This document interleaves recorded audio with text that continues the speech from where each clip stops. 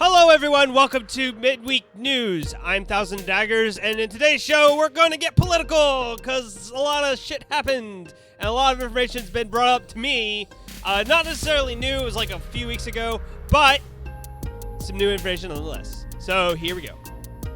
The news of a new, I guess, tool, you could say, for parents to get their children to eat vegetables is called Yumit, which is basically a device that measures the weight of a plate on your child's plate. Like you put the plate on a weight, a sensor, and as the child eats, it calculates what they've eaten and like how much of it they've eaten. Basically, until the child clears the plate, it can measure how much your child has eaten.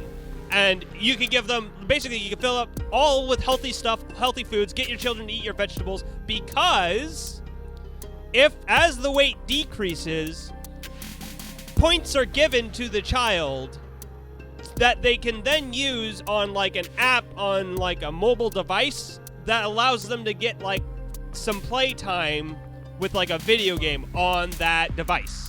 So the way it works is children want to eat all of their food, including the vegetables, to get as much playtime as possible. Now, this has led to some people, one of them being Jeb Bush, running for the Republican candidacy for president,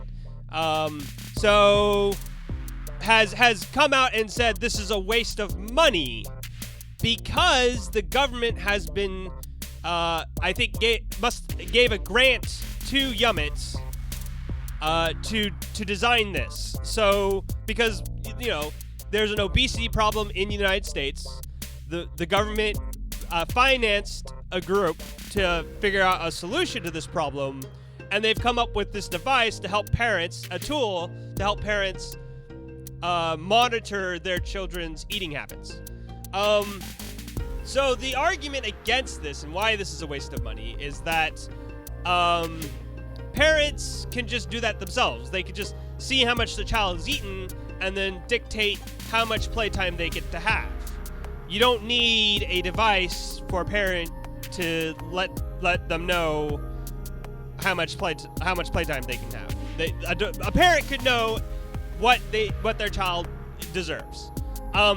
The problem with this idea is that this assumes that a parent is there to always, at every meal, and I think this is an assumption that is made by lots of people who don't understand that you could have two parents both working jobs and maybe both be able to miss a meal, and maybe instead of being there they have a babysitter, or like situations where they're just not there. This allows them to have some kind of means of disciplining a child to get them to eat consistently. Now, they show also studies of that have shown that the best form of parenting is when both parent or with a parent is there to face to to teach their child what's best for them.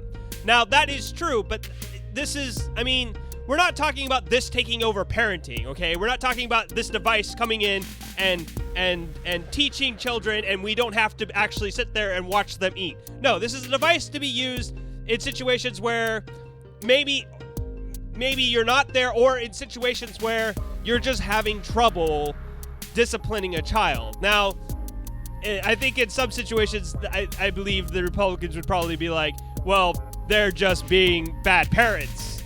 But they obviously have never dealt with unruly children. If you know anything about unruly children, they will not listen to you. So if you have a device that does it for you, and then you can reinforce the device, then you've got some edge on them. Also, I remember from my own days as being a child, sometimes I wouldn't be allowed to do something until I ate all of my vegetables, or I ate all the food off my plate. I had to eat all the food off my plate before I could go out and enjoy whatever else I wanted to do that evening. And I remember it being extremely arbitrary on like what I needed to do. And this device gets rid of that kind of arbitrary amount. I know exactly how much I need to eat for how many minutes of playtime, and that would have been, for me, less frustrating as a child. And I'm only gonna be doing 2 topics. Usually, I've been like the last 2 episodes I've done 3, but I'm only gonna do 2, and this one's gonna be really short because I'm just gonna be talking about like sending you elsewhere. This has to do with the Trade Pacific Partnership Treaty. That's going to be the TPP. That's going to be ratified pretty soon. It's on a fast track to being done.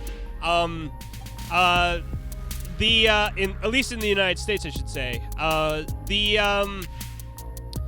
There was some information leaked by WikiLeaks. I'll put all links in the description below to all these things. So the WikiLeaks leaked a document about intellectual property rights chapter of the TPP treaty. So I won't go into details about it. I'll just say that this affects gaming.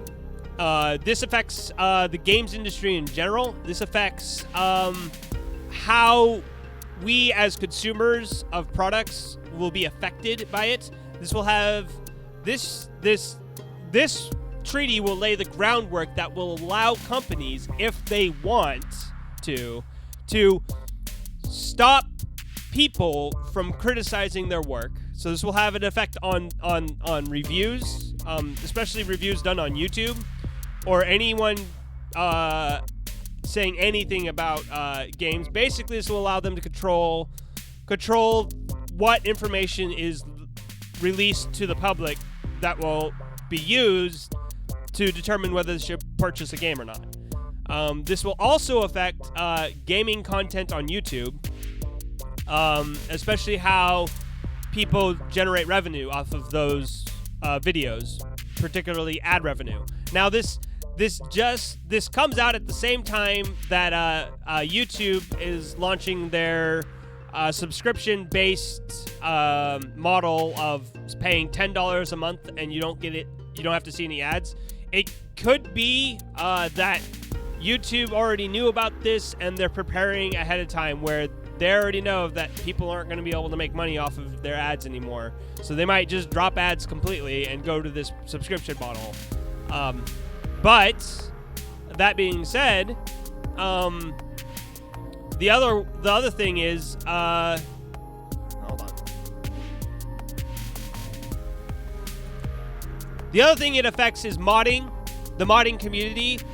Basically, if it talks about intellectual property rights in such a way that means that modders using anything, any intellectual property of the game, of the people that own the game, which includes like modding, because people who mod games are using the they're going into the game files and altering them in some way, also looking at them, and this has an effect on modders, and this might make it illegal to mod.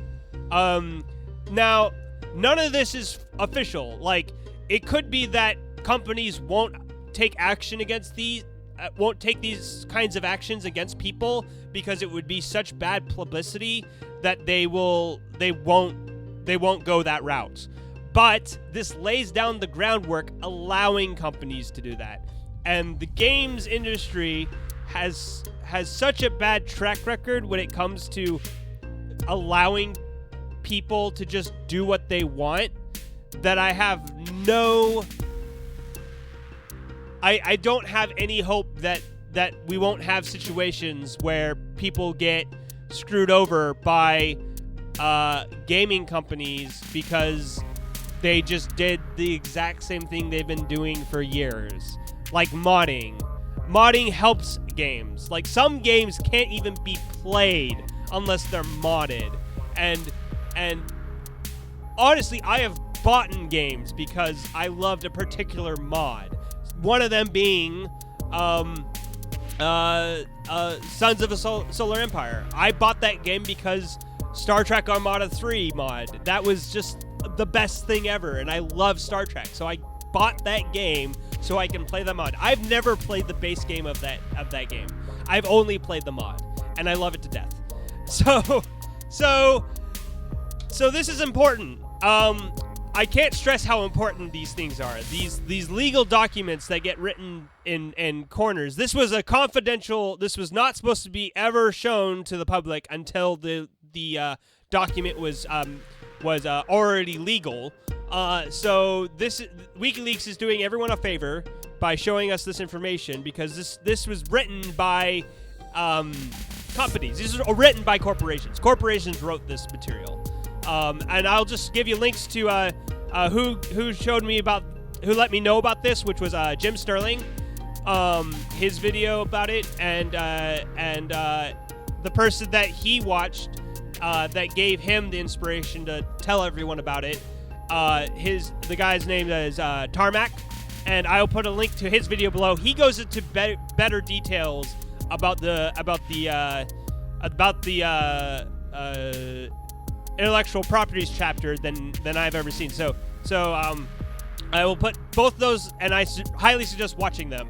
So I hope you enjoyed this somewhat political video, but it all is relevant to gaming, and it is all very important. So I hope you enjoyed the episode, and I will see you all next time.